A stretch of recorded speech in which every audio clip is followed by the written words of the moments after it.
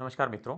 Bagalkot university Jamkhandi के first semester BA, BCom, BBA, BCA, BSc का हिंदी विषय के प्रश्न पत्र का पैटर्न कैसा होगा, इसकी हम चर्चा करेंगे।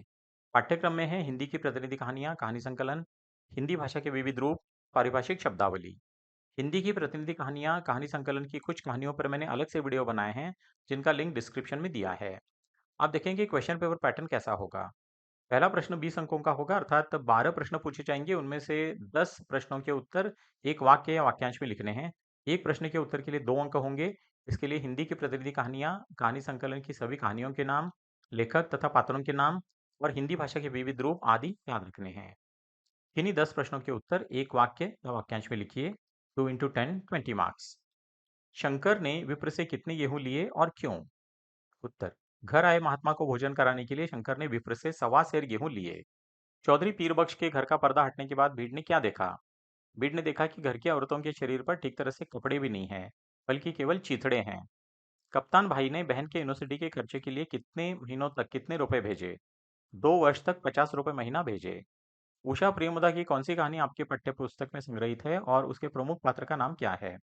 कहानी है वापसी और प्रमुख पात्र गजाधर बाबू। गजाधर बाबू घर की स्थिति से ऊपर कौन सी नौकरी के लिए जाते हैं? सेठ रामजी मल की चीनी मिल में नौकरी के लिए जाते हैं। बोलने वाली औरत इस कहानी में लेखिका तथा प्रमुख पात्र का नाम क्या है? लेखिका ममता कालिया और प्रमुख पात्र या नायिका है मीरा। अनिता के पिता ने किस अखबार में विज्ञापन दिया था? Times of India. Om Prakash Valmiki की कौन सी कहानी आपकी पाठ्य पुस्तक में संग्रहित है और उसके प्रमुख पात्र का नाम क्या है? कहानी है मुंबई कांड और प्रमुख पात्र है सुमेर। समासेर गेहूं कहानी में कौन सी समस्या का चित्रण है?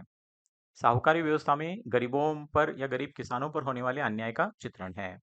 पिता लंबे समय तक कौन से 2 ग्रंथ पढ़ते आ रहे हैं? रामायण और गीता। हिंदी दिवस कब मनाया जाता है और क्यों?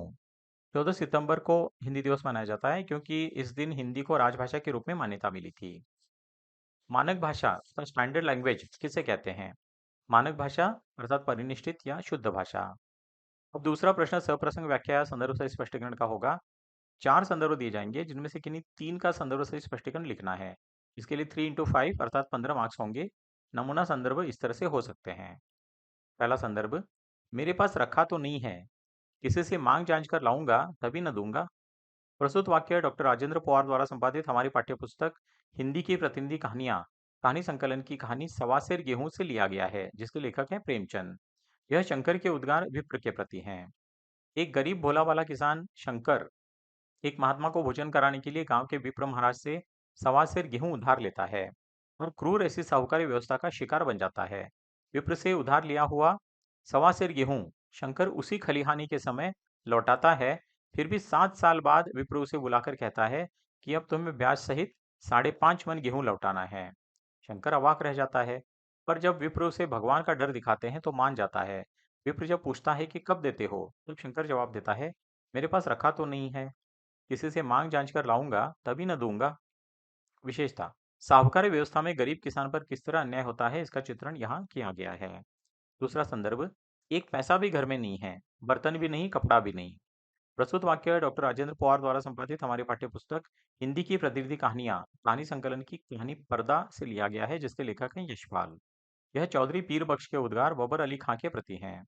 स्पष्टीकरण: पर्दा कहानी में एक गरीब मुस्लिम परिवार का चित्रण है, जिसके प्रमुख चौधरी पीर बख्श अपने पुराने पारिवारिक गौरव को बचाए रखने की कोशिश करते हैं। आर्थिक तंगी से मजबूर होकर उन्हें बबर अली खान नाम के एक पंजाबी खान से कर्ज लेना पड़ता है और खर्चा इतना बढ़ जाता है कि कर्ज चुकाना मुश्किल होता है। इसलिए बबर अली से मुंह छुपाते रहते हैं। तब बबर अली को बहुत ही गुस्सा आता है और घर आकर गालियां देने लगता है। कहता है, अब मुझे तुम्हारी बीवी का गहना दो, बर्तन दो, कुछ भी दो। तब चौधरी पीरबख्श जवाब देते हैं, एक पैसा भी घर में नहीं, बर्तन भी नहीं, कपड़ा भी नहीं। विशेषता: इस कहानी के द्वारा लेखक ने यह दिखाने का प्रयास किया है कि धनाभाव व्यक्ति की शक्ति एवं मर्यादाओं को कैसे मिट्टी में मिला देता है। चौधरी पीरबख्श की दीन दशा का बहुत ही मार्मिक चित्रण यहाँ प्रस्तुत किया गया है। तीसरा संदर्भ: सभी खर्च तो वाजिब वाजिब हैं, किसका पेट काटूं? यही जोड़ गाड़ करते करते बूढ़ी हो गई, न मन का पहना न ओढ़ा। संदर्भ: प्रस्तुत वाक्य डॉक्टर राजेंद्र पवार द्वारा संपादित हमारी पाठ्यपुस्तक हिंदी की प्रतिनिधि कहानी संकलन की वापसी इस कहानी से लिया गया है, जिसकी लेखिका है उषा प्रियमोदा। यह गजाधर बाबू की पत्नी के उद्गार गजाधर बाबू के प्रति हैं। स्पष्टीकरण। 35 साल परिवार से अलग रहकर अब रेलवे की सेवा से रिटायर होकर गजाधर बाबू घर आते हैं, यह सोचकर कि अब परिवार के साथ हंसी खुशी रह पाएंगे।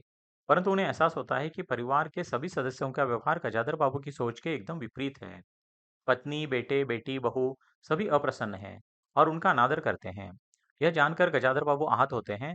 एक दिन पत्नी से घर गृहस्थी की बातें कर रहे हैं, तब कहते हैं अब हाथ में पैसा कम रहेगा, कुछ खर्च कम होना चाहिए।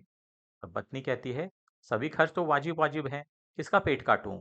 यही जोड़ गांठ करते करते बूढ़ी हो गई, न मन का पहना न ओढ़ा। पत्नी तो इस तरह से बात कर रही है कि परिवार की सभी परेशानियों के लिए गजाधर बाबू ही जिम्मेदार हैं। गजाधर बाबू की पत्नी की बात गलत नहीं है, पर बात का रूखापन तथा सहानुभूति का पूर्ण अभाव गजाधर बाबू को करता है। चौथा संदर्भ।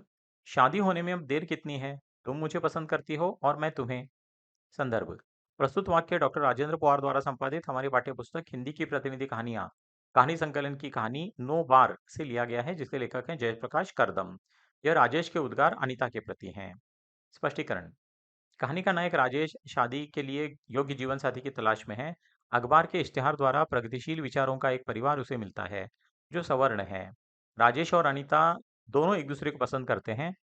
राजेश खुश है कि इतना अच्छा परिवार मिल गया। दोनों बातें कर रहे हैं कि हनीमून के लिए कहाँ जाएंगे। तब अनीता कहती है, पहले शादी तो हो जाए।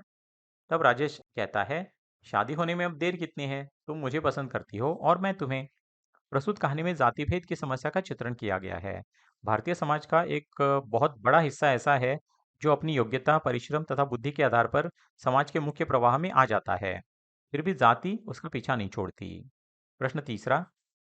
पिता कहानी का सारांश लिखिए। सवा सेर गेहूं कहानी में चित्रित समस्या का विस्तार से चित्रण कीजिए।